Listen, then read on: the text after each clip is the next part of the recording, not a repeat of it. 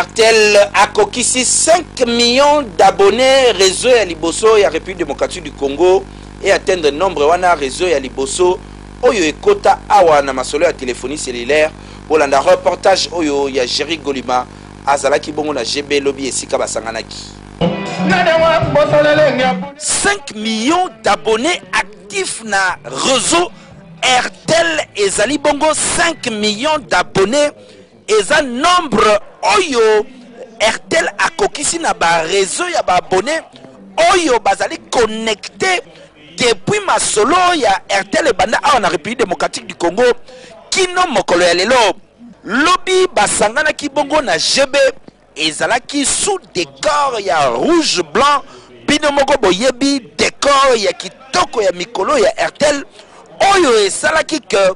ba agent ya RTL na ba invité ya mindele pe ya bato mwindu ndenge na ndenge pe quelques abonnés à RTL basangana po bakanisa pe ko célébrer 5 millions d'abonnés depuis babanda masolo na bango awa na République démocratique du Congo. Ambiance ezalaki bon enfant esengo ba jeune ndenge na ndenge ya kotinda ba SMS pe sur place bato ebele bazongaki na ba cadeau ya kosakana te parce que RTL afungolaki bato nyonso maboko esalaki esengo makasi. Il faut koyeba que ba directeur nyonso RTL commercial pe ya marketing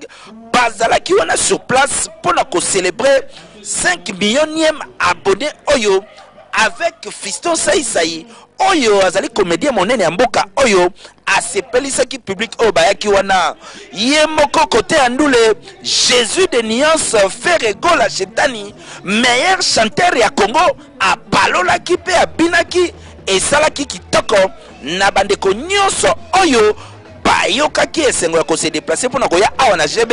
ko célébrer 50 millions d'abonnés ya réseau RTL ba abonnés actifs ba abonnés oyo bakima réseau te tala République démocratique du Congo ezali kokola pena makambo nango parmi ba entreprise oyo et chassage chômage na République démocratique du Congo